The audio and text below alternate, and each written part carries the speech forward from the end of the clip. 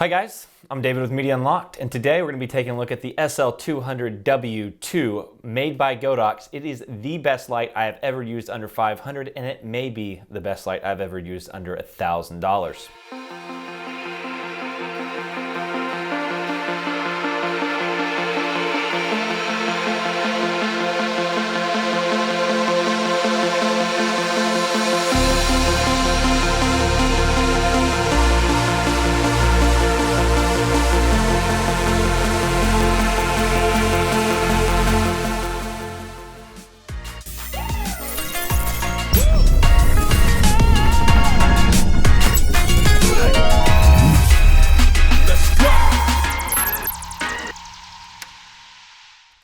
I got this light from Godox about 2 or 3 weeks ago, so they did send it to me for free. However, as you guys know, I'm always about telling the truth and being very honest with the product. However, I get so excited when I get to get excited about a product that someone sent me instead of like, this thing sucks. This thing is amazing. Like I said in the past, I've looked at these Godox units before and I've never really been impressed, never really wanted to buy one, never been interested in one. One of the big reasons is that their previous units had really loud fans. They fixed that issue with this new LS200 WII, and it is super quiet. Now it does come with a hood right here. It works pretty well for what you need. I have a handful of these laying around. You do get a remote, which is fantastic. It does not work with their wireless app setup, so if you're going to control it wirelessly, you do need the remote. The really cool thing is what I've done to help not lose the remote, because I tend to lose things, is I've added Velcro to the back of the remote. And what I do is I just throw the Velcro right there and it just hangs out there when I'm not using it, making it very easy to keep up with the remote. The light is extremely powerful. It is hands down the most powerful light I have ever used under the $500 mark. And I actually put it up against the Aperture LS1, which has been my go-to light. As you guys know, I love Aperture products. I have a ton of their lights. I pretty much exclusively only use their lights up to this point. And Godox might have me, they might have won me over here with how impressive this unit is right here. I absolutely love that they put a Bowens mount on the front so that I can use something like this bad boy right here, which diffuses the light perfectly and gives me nice, even light when I'm doing stuff like interviews. So a lot of stuff that we do here at Media Unlocked or for my own personal business is doing interviews with clients. So I do a lot of interviews and I'm always looking for the next best thing when it comes to light so I can light those interviews the way I want to. And the way this is set up, this allows me to light interviews the same way I would light a headshot or something like that. So I will use a big diffuser like this, or I'll use one of my beauty dishes depending on what I need and what the background looks like. Because that beauty dish just beautiful, beautiful shadows, beautiful smooth light with a good beauty dish that we use. So that has been fantastic. I am really loving this light. I love how quiet this fan is. You can't hear it at all, especially when you're shooting. So let's just go over a couple things the light does. Now it is set to 56K, so you cannot change your Kelvin or white balance on it. So it is at daylight temperature. It has the Bowens mount. It's CRI 95 plus, which is fantastic. Like I said, the fan is super quiet. And if you go to 1/2 power, like around 50%, then usually the fan doesn't even pop on and it's extremely quiet, like no sound whatsoever, which is beautiful. Now, one thing that I really like about it that some people may or may not like, that Aperture, if you've noticed, they have all of their power units, their AC power units external, right? This is built directly in, so you just plug directly into the unit. You just have a long cord right here, and it just plugs directly into the back of the unit, making it very simple to use. Making it more portable, however, it does not have an option for V-mount right now. Maybe they will come out with one later. I hope they do. So that's something that's kind of a drawback for me. It doesn't come with a V-mount. It also doesn't come with a case. I wish there was a carrying case for this. A lot of the Aperture lights have carrying cases, which is really nice when you're being mobile and you're going to jobs. So this does have to have AC power at all time, wall power, because we don't have a V-mount. Or you're going to need some kind of battery system that is mobile, but that's going to, again, take up space. It does have a few different, if you notice right here on the back, it says FX right here, and it has a few different special effects. A few of those are like a lightning flash, storm, TV, broken bulb. I think there are 8 effects altogether that you can kind of cycle through. I've never really used those effects. I've never needed to, but if you are doing something where you're doing actual filming for a script and you need to simulate lightning through a window, this thing is so powerful. that it probably could simulate that lightning really well through a window, or like a TV screen for whoever your actor is or subject, right?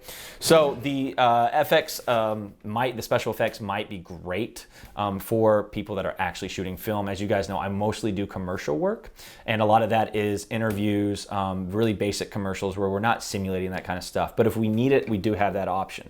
I'm also going to say, I'm going to be honest with you guys, I am probably pulling away from aperture now and moving more towards Godox after playing around with this light for the last 2 or 3 weeks, because it has really helped my workflow. And the other really exciting thing for me is that because it takes a Bowens mount, it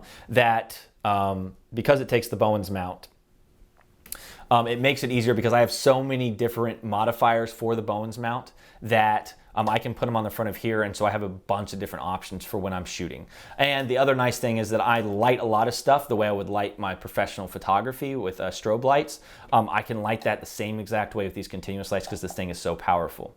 I did put it up against the Aperture LS1, and I put them 10 feet apart from each other, and I got a light meter to see the amount of lux were coming out of these lights. Now granted, this is more of a beam light versus the Aperture LS1, which is more of a square LED light. I did add diffusion to both of them, and this put out at 10 feet 713 lux, where the Aperture LS1 put out 413 lux at 10 feet. So this was almost 50% brighter at 10 feet. And I love the way that the light falls off when you have a diffuser on it. Now, I did have a diffuser on both of them. I didn't do it without a diffuser, as I pretty much am never going to use this light unless I have some kind of diffusion on it, some kind of modifier.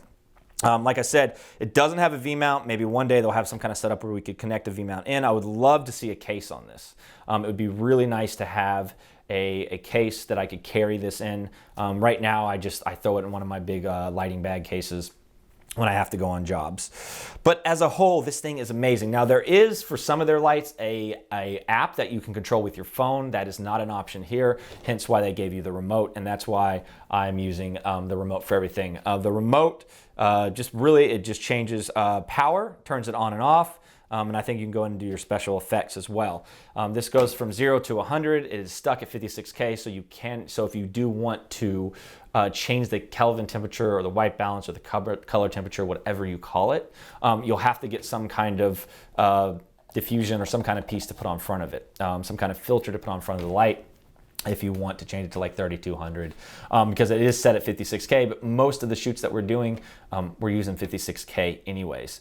So this is everything that it comes with, and then of course the power cord.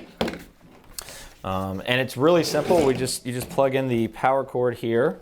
Oop, and now I'm just gonna blind you guys. So let me turn this all the way down to 0%. Now you do have some different groups and channels that can be controlled with this remote, which I really, really like.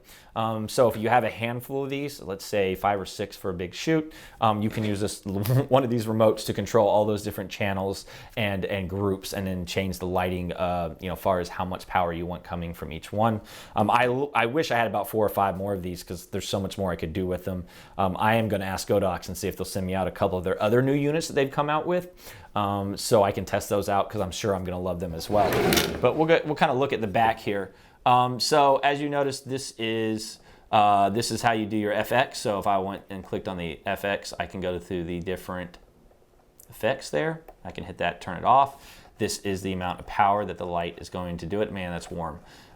You are stuck at 56K, like I said, and then you can change your group there. So I just always keep it at alpha, A. Ugh, now I got to go all the way back around, guys. The worst. So you have multiple different groups you can set it up under, and then you can hit C8 for channel, and you can do that as well.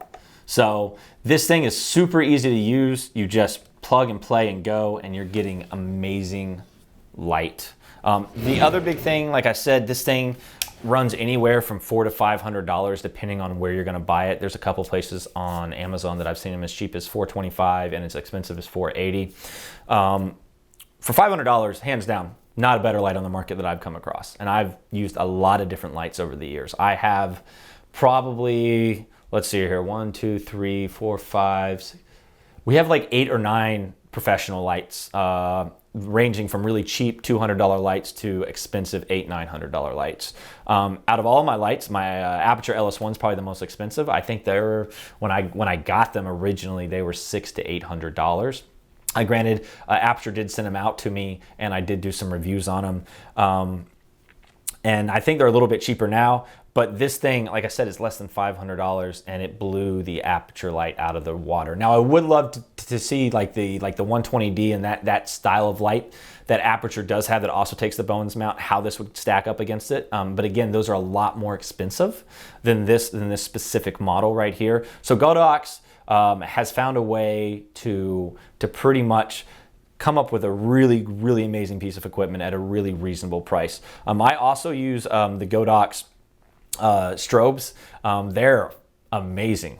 We take those strobes everywhere, and they're great because I can just go do professional shoots all day long with those strobes, and they do such an amazing job. So anyways, huge fan of this Godox light. You guys got to check it out. I'm going to add a link as always right here, and you guys can go check it out. If you do happen to purchase it, it does give us a little commission. It helps us stay in business here at Media Unlocked, keep making these awesome reviews for you. And if you have any questions or want to leave any comments, just reach out to us. We'd be more than happy to answer those comments and questions. As always, guys, we'll catch you next time. Let's go.